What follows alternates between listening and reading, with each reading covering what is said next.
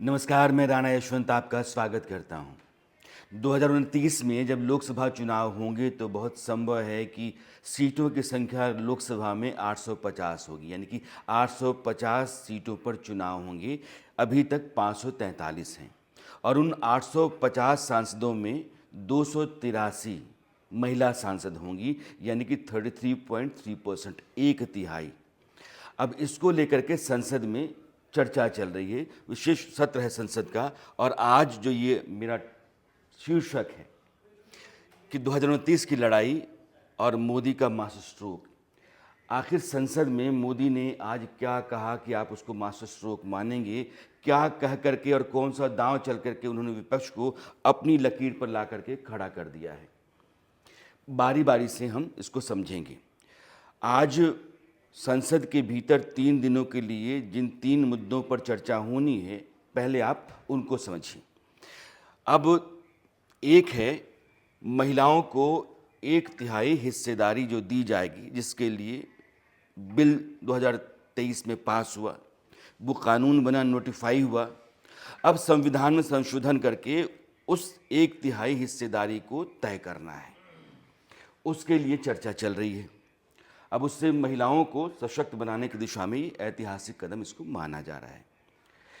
संसद में उनकी आवाज़ और उनकी नुमाइंदगी दोनों मजबूत होंगे, यह बात भी सही है। राजनीति में जो लैंगिक असमानता था, जेंडर बायसेस भी लोग कहते हैं इसको, इनइक्वालिटी में कम कह रहा हूँ, बायसेस ज़्यादा, वह भी दूर होगा। दूसरा जो मुद्दा है जिस पर चर्चा चल रही है कि लोकसभा में जो सीटों की संख्या 850 और देश की तमाम विधानसभाओं में भी सीटों की संख्या बढ़ेगी, उसके लिए संविधान में संशोधन किया जाना चाहिए। दरअसल 1977 के बाद संसद में एक सीट बढ़ाई गई, उसके बाद सीटें नहीं बढ़ी हैं।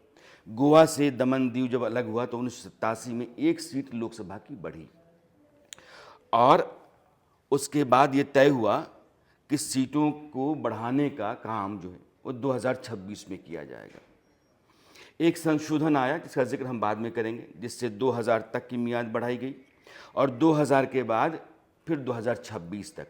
तो 2 दफ़ा जो मियाद बढ़ाई गई, उन दोनों संशोधनों का जिक्र मैं आगे करूँगा।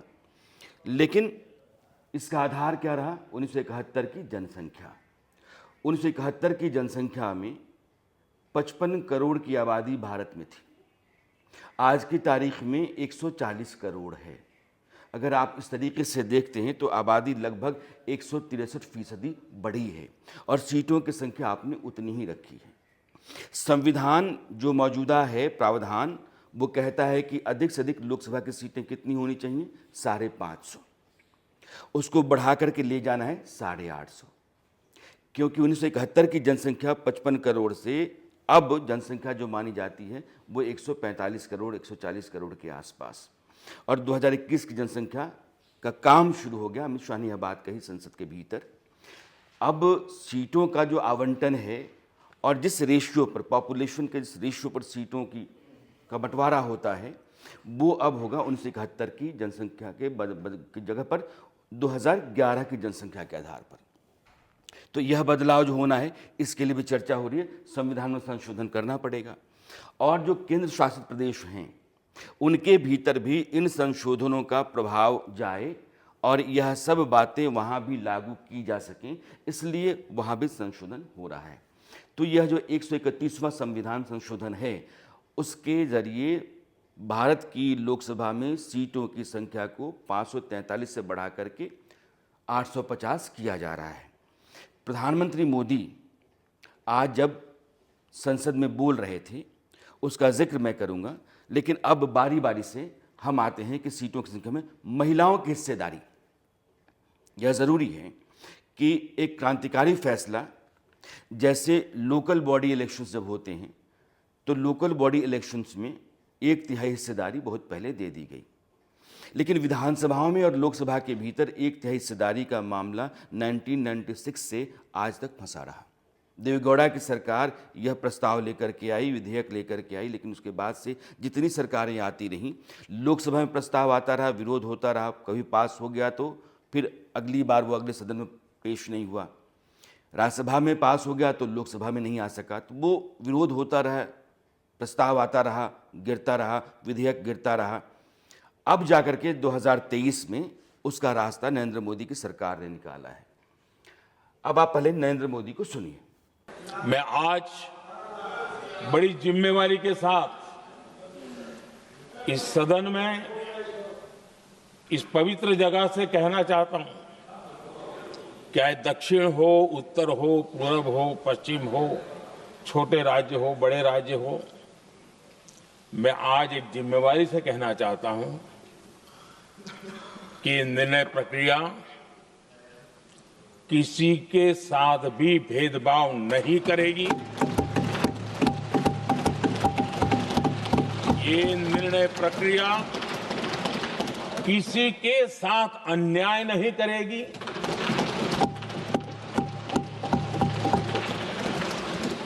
भूतकाल में जो सरकारें रही और जिनके कालखंड में जो परिसीमन हुआ और जो अनुपात उस समय से चला आ रहा है, उस अनुपात में भी कोई बदलाव नहीं होगा और वृद्धि भी उसी अनुपात में होगी।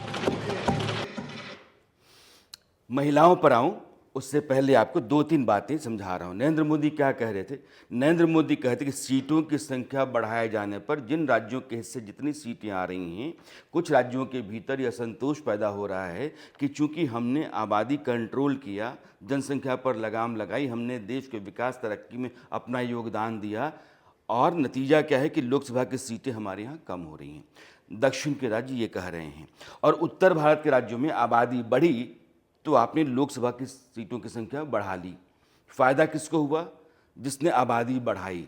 जब देश को आबादी कम करने की आवश्यकता थी, 2 बच्चे सबसे अच्छे कहा जा रहा था, परिवार नियोजन पर सरकार जोर दे रही थी, उस बात को जिन लोगों ने अमल में लाया उनको नुकसान, और जो लोग जनसंख्या बढ़ाने में लगातार लगे रहे या आबादी जिन राज्यों की बढ़ी उनको फायदा कैसे? प्रधानमंत्री यही बात कह रहे थे कि किसी के साथ नाइंसाफी नहीं होगी।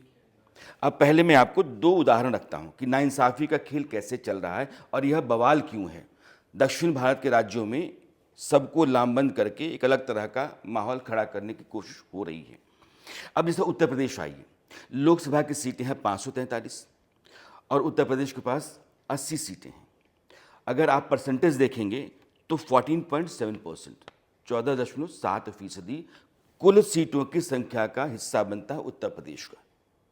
अब आबादी के लिहाज से सीटों को अगर बांटते हैं आप और जनसंख्या के आधार पर, अगर इसी रेशियो को आप मेंटेन रखते हैं कि उत्तर प्रदेश का हिस्सा जो है 14.7% ही रहेगा, तो सीटों की संख्या जाएगी 124। लेकिन आबादी के आधार पर अगर आप सीटों की संख्या ले जाते हैं तो वो 138 हो जाती है।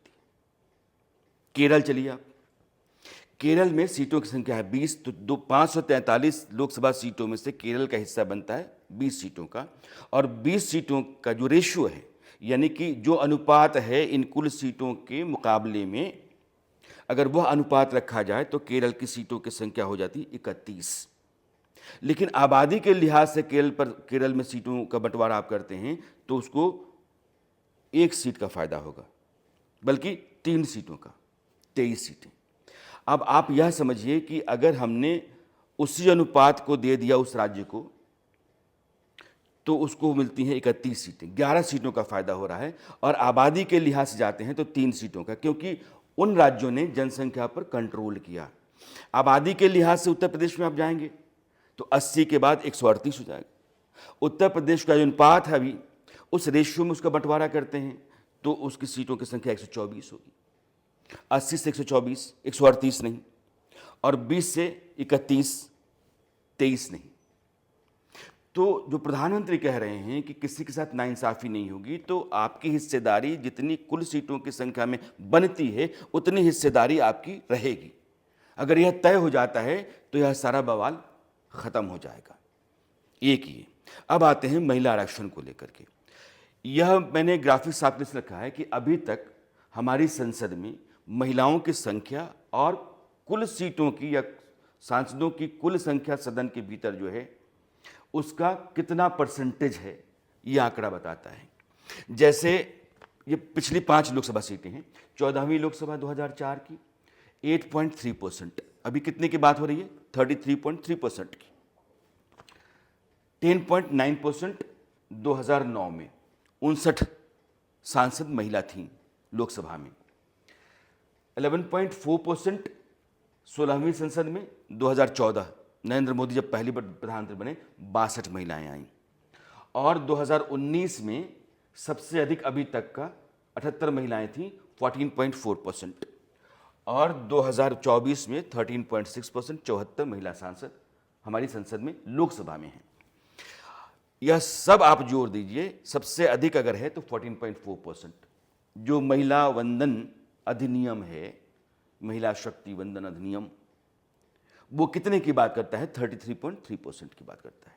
यानी कि 850 जब लोकसभा के सांसद होंगे तो उसमें 283 महिला सांसद होंगी, 1/3 नजर आएंगी। यानी कि देश के भीतर आपको उन सभी सीटों पर महिला उम्मीदवारों को लाना होगा जो महिलाओं के लिए होंगी। इससे समाज के भीतर महिलाओं का सशक्तिकरण, उनकी सक्रियता, उनका एक्सपोजर और देश सत्ता दोनों को चलाने में उनकी भागीदारी बढ़ेगी और ये बेहतर है। इसीलिए नरेंद्र मोदी ने क्या कहा संसद के भीतर, आपको मैं सुनाना चाहता हूं। हिम्मत नहीं है कि हम 33% महिलाओं के आरक्षण का विरोध कर पाए, वो तो जमाना चला गया। आपको करना नहीं है, लेकिन कहने की हिम्मत भी नहीं है। और इसलिए टेक्निकल बहानेबाजी, ये करो तो ये, वो करो तो वो, डिगरा करो। अब देश की नारी को नहीं समझा पाओगे। सदन में नंबर का खेल क्या होता है वो तो समय तय करेगा, लेकिन ये पक्का है कि अब इन भांति भांति के बहानेबाजी, भांति भांति टेक्निकल मुद्दों के आधार पर चीजों को उलझा करके 3 दशक तक इसको अड़ंगे डाले, हमने फंसा के रखा। आपने जो अचीव करना था कर लिया, अब छोड़ दो ना भाई। ये नरेंद्र मोदी का रेजोल्यूशन है, संकल्प है। एक सवाल हो रहा है कि जब 5 राज्यों में चुनाव चल रहे हैं उसी समय आप ये स्पेशल सेशन लेकर के क्यों आ रहे हैं? मुझे लगता है कि जो कानून बन चुका है, जो सबके जहन में है, अगर उसको लेकर के संविधान में जरूरी संशोधन किया जा रहा है तो सवाल किस बात का है, एतराज क्यों है? होना नहीं चाहिए। अब जरा आपको मैं एक आंकड़ा, एक प्लेट दिखाना चाहता हूं। ये है इतिहास महिला आरक्षण विधेयक को लेकर के। 1998 और 2003 मैंने पहले ही देख लीजिए कि देवेगौड़ा की जब सरकार थी 1996 में, देवेगौड़ा ने बतौर प्रधानमंत्री, या वो संयुक्त मोर्चा की सरकार थी, उसने 81वें संविधान संशोधन के जरिए महिलाओं को सत्ता में 1/3 हिस्सेदारी देने का मन बनाया। लेकिन वो बवाल था और जिन दलों के साथ वो सरकार चल रही थी वो दल लगातार इसका विरोध करते रहे, आरजेडी और समाजवादी पार्टी वगैरह। इसलिए ये सिर्फ एक इंटेंट के तौर पर आया, इस पर कोई काम हुआ नहीं। फिर उसके बाद जब वाजपेयी की सरकार थी, अटल बिहारी वाजपेयी की, तो लोकसभा में विधेयक को लाया गया, लेकिन विरोध बहुत ज़्यादा रहा और इसके चलते बात आगे बढ़ नहीं सकी। अटल बिहारी वाजपेयी ने इसके लिए कोशिश की थी 2 दफ़ा। 2008 से 2010 के बीच में जब मनमोहन सिंह की सरकार थी तो उन्होंने राज्यसभा में पास तो करवा लिया, लेकिन लोकसभा में बिल पेश नहीं हो सका। तो अब 1996 से लेकर के 2010 तक यह 14 साल चलता रहा। 2023 में जब नरेंद्र मोदी आए तो उन्होंने नारी शक्ति वंदन अधिनियम, यानी कि यह जो बिल है यह पास करवाया और 2024 में वो नोटिफाई हुआ, अधिसूचित हुआ।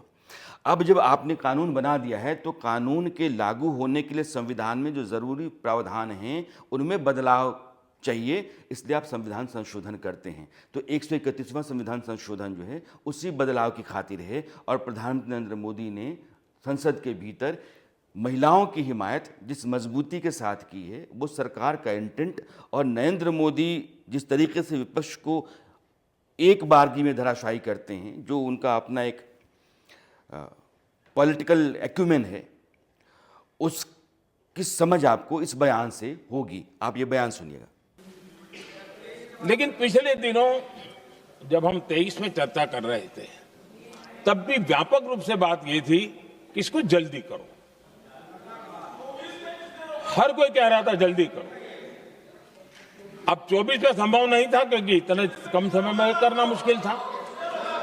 अब 29 में हमारे पास अवसर है।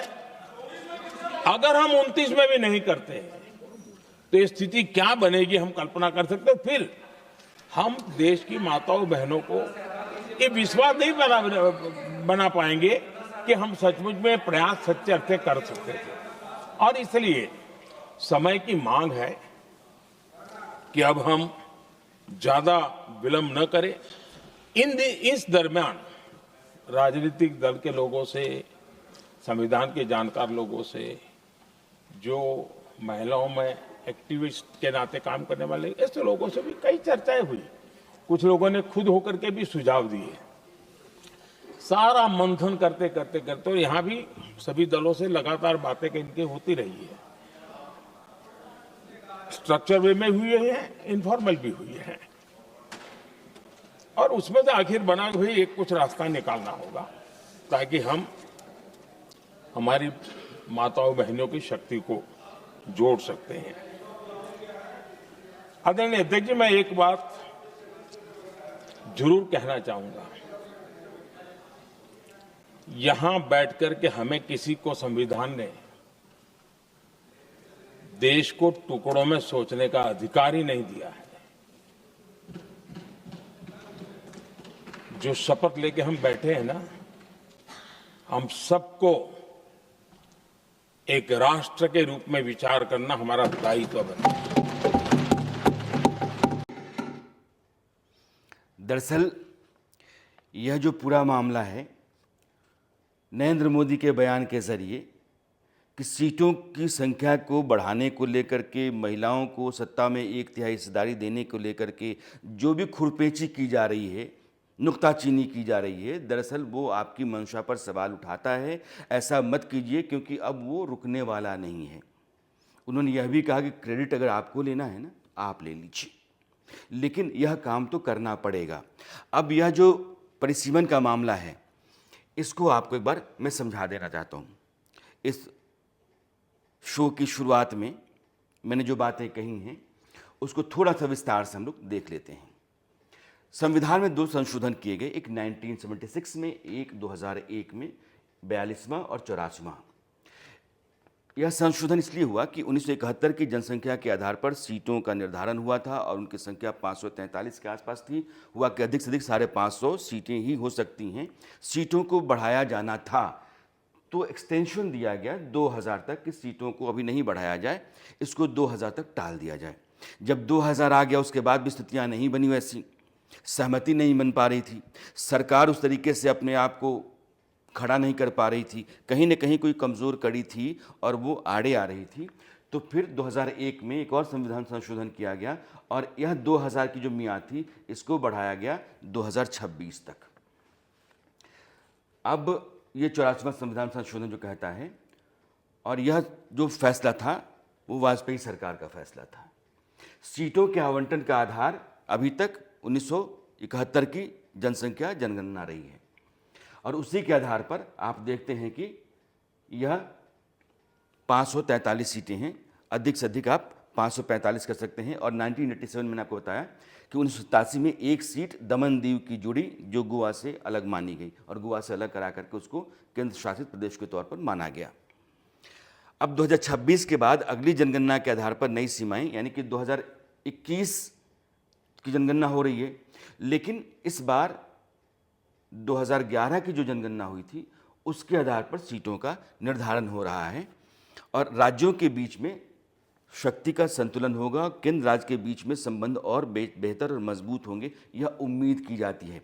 संविधान कई बार उम्मीदों से चलता है कि देश इस रास्ते पर जाएगा, उसके लिए वो कानून बनाता है या बनाने की गुंजाइश देता है।